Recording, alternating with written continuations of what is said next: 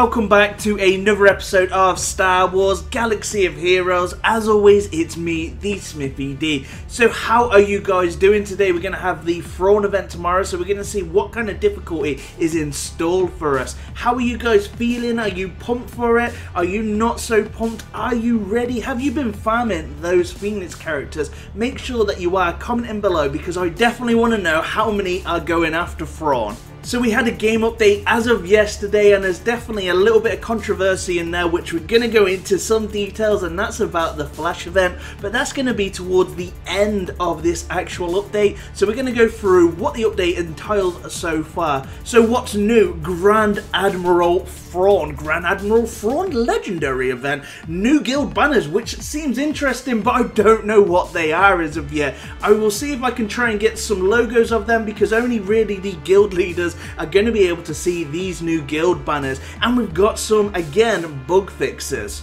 Grand Admiral Thrawn arrives in Galaxy of Heroes.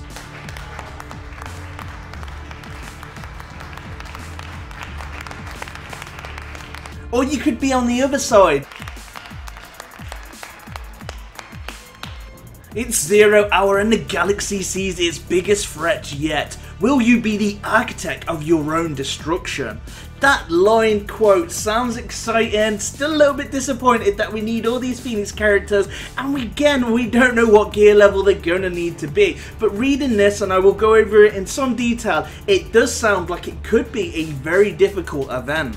Gather your Phoenix characters to defeat and collect Grand Admiral Thrawn in this very rare multi-tiered event. The event starts on the 16th of June 2017 at 0700 UTC and ends on the 22nd of June 2017 0700 UTC. Each tier will indicate the required star count of the Phoenix characters. So we've got some details on the Grand Admiral. He's a 5-star Darkside character with the Empire and support roles. He is the first Empire character who can dispel debuffs on allies and create a new debuff, Fracture. His basic attack is called Manipulate. Deals special damage to the target enemy and grant them speed up for 1 turn. When speed up expires, inflict ability block for 1 turn, which cannot be resisted.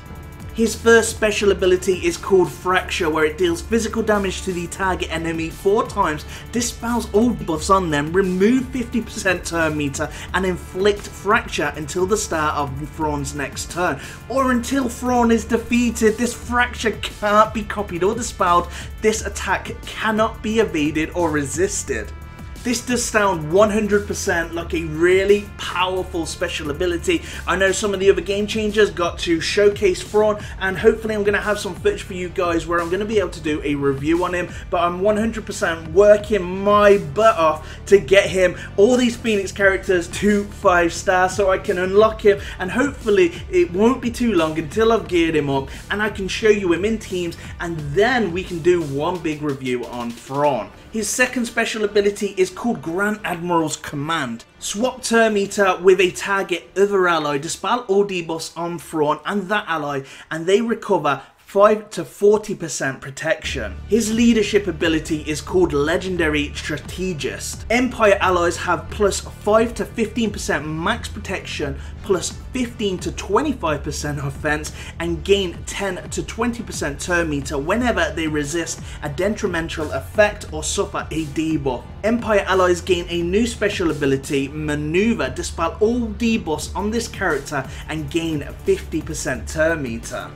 He also comes with one unique, and hopefully I'm saying this correctly, I would probably read it as EBB, but I'm sure it's Ebb and Flow. Thrawn has plus 50 to 100% counter chance, plus 50 to 100% tenacity, and minus 50 speed while any enemy is fractured.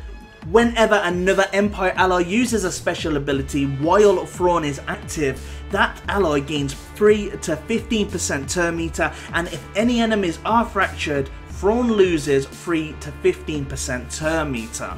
So the events to get Thrawn is the Artist of War. We've already explained the timing. The recommended level is 20 plus. I wish sometimes that they would have a recommended gear level, because that would definitely help a lot of us out, because still at this moment we are in the dark of what gear level would suffice for this Thrawn event. Required characters, any combination of the Phoenix Squadron, which is good because currently with this Flash event, I don't know really what to say about that, but we're definitely going to be getting onto that. So you can use any combination, so you don't just need to have Sabine. The structure, there are 7 tiers of missions, each one consisting of 4 battles encounters.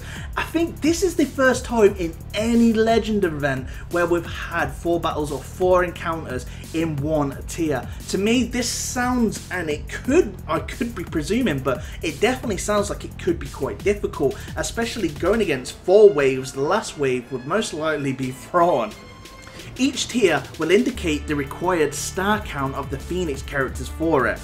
Each tier can only be completed once, which unlocks the next tier. Rewards shards for Grand Admiral Thrawn. Tier 1 to 4 they get 25 shards each. Tier 5 is 45 shards. Tier 6 85 shards. And Tier 7 is 100 smackaroos of them 100 shards. So that'd get your character straight away to 7-star if you've got 5 Phoenix characters at 7 stars, of course. So the other options, the new options for the guild banners, so they've added 10 of them, which sounds exciting, but we don't have any pictures of them. What are they? We want to know. And normally only guild leaders can really see this, so it's not really a big across the board that everyone's going to see this, but again, I am pre-recording this right now. If I can get you some banners, I will put them on screen as I'm talking right now. So the bug fixes, Boba Fett Bounty Hunter's Resolve now correctly indicates that it can't be prevented. I'm unsure about this one because I thought it already had a lock on it, so I'm not really sure, but now it indicates correctly that it cannot be prevented. So that's great news. I just didn't really notice it before. I don't know about you guys, did you notice it? I think there's probably been some small amounts of talk about it, but I haven't really picked up on it because I don't really use Boba Fett anymore, nor have I noticed anything, but it could be that it wasn't locked and now it's locked. That is what I am guessing. Emperor Palpatine's crackling doom will no longer score critical hits while Lord of Hunger leader ability of Darth Nihilus is in effect. About time. This could really mess your squad up if you were using a Nihilus lead and then, you know, you're going against a crit team and then that's proccing General Kenobi and all you've got is your 5 Sith. So I'm glad that that's been fixed, but where is the Savage fix? And if you're not aware with Savage, to me he's broken because since he was changed, he does not do his special ability until it's the old effect where I believe it's 25% health instead of the actual 50% health where he does his kind of like 999 damage attack. I want that fixed ASAP because he's unusable sometimes on the defense because he just never uses his special ability, and that means he's not a great partner for kind of like Sith Trooper either because that kind of like banks on the Sith using their special abilities. So I would like to see that fixed in the near future and quite possibly maybe next couple of updates because it has been a while. Ezra Bridger Watch and Learn will now correctly grant Ezra 100% critical chance. This is great because this has never happened previously, so I'm glad to see that has been fixed, and I'm happy for that because there was times where, you know, he wasn't critting and you would be like, what is going on there? So Hera Syndulla backup plan now correctly indicates it can't be prevented, and I believe this is exactly the same as Boba Fett. Correct me if I'm wrong, it's probably going to be showing as a padlock on the actual buff now. And this brings us to this week's controversy. The Phoenix Flash Events bonus tiers bug has been updated. There was a bug discovered where players would have 5-star Phoenix members, including Chopper, and were unable to play the event. The requirements for this tier have been updated to accommodate this bug. Requirements now: Hera, Zeb, Kanan, Sabine, and Ezra 5-star or higher. I have no idea how many players are affected by this, but that aside, what are the affected players supposed to do now? This was identified as a bug previously, and it was supposed to allow the player to take in any 5-star Phoenix character. Now the description has been updated to match the unintended bug.